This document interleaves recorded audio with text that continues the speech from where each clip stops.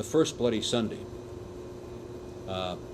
Michael Collins, with the information that he had from his cousin who was working in Dublin Castle, targeted the 12 leaders, 13, was it? Yeah, well, there's he had his hit squad, and there were 12 of them, and they were called the 12 Apostles. And on Sunday morning in 1920, when was it? It was in the fall. He said, we are going to hit these spots.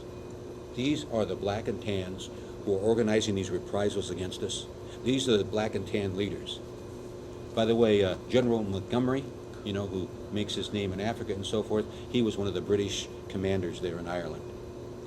And early on a Sunday morning, they would go in and they would knock on these doors. Most of the guys were in brothels or houses of ill repute, as we call them, you know. Others were with the family, and they would get admittance, and they shot them. And they shot 13 black and tan leaders that morning, executed. And it broke the back of the British intelligence. The Brits were so infuriated that afternoon, Phoenix Park there was a great soccer field there, and they were playing a soccer game. And they were so frustrated, a la My Lai, they drove into the field in these old World War I tanks with a submachine gun on top, and they just opened up in the crowd. The best player in the field for Ireland at that time stood there in front of it, and they just drilled him right through the chest. Famous, you know. This did not endear relationships between the English and the Irish, and it was called Bloody Sunday.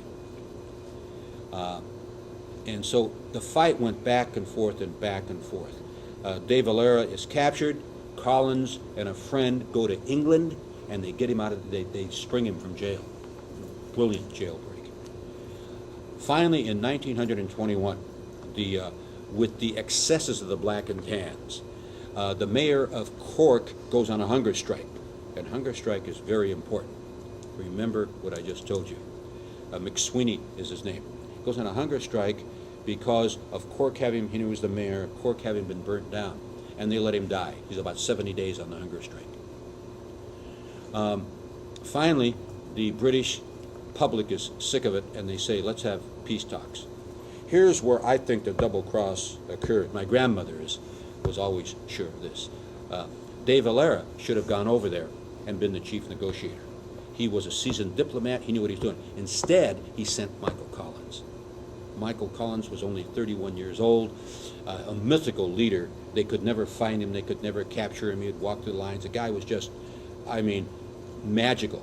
John F. Kennedy would be the closest thing I can tell you when Kennedy was, we know other things about him, but when Kennedy was in power.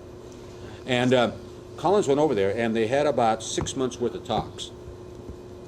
And the English insisted that Ulster, the 6 counties, stay British. And Collins said, no, and they said no. And so he came back with this treaty. And the treaty is now the beginning of Northern Ireland. And Collins said to a friend, he says, I am coming back with the 26 counties having relative freedom. They did not become a country. They were a dominion of England. But they could form their own Senate, and the English wanted to get the hell out of there anyway. But the North, they kept. And Collins says, I have just brokered a peace that we have fought for 800 years and signed my own death warrant. Because as soon as the Irish regulars and irregulars, the IRB, which becomes the IRA, the Irish people, heard about it, they were split right down the middle. The 26 counties become known as the Irish Free State.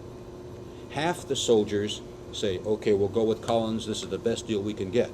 And they were out of ammunition. De Valera, during that time, had made a trip to the States and brought back a lot of money, but they were shot. And Collins says, this is the best deal we can do. De Valera said, no, we have got to get all of Ireland united.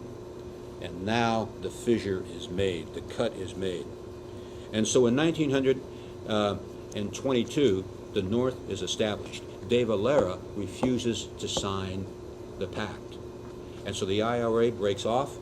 You have now the army of the Irish Republic and brother, guys who fought side by side guys who died and bled with each other are split. And the Irish Civil War begins. And they don't like to talk about it because it's not a very good time. Collins was ruthless. The four courts, remember you said that was burnt down?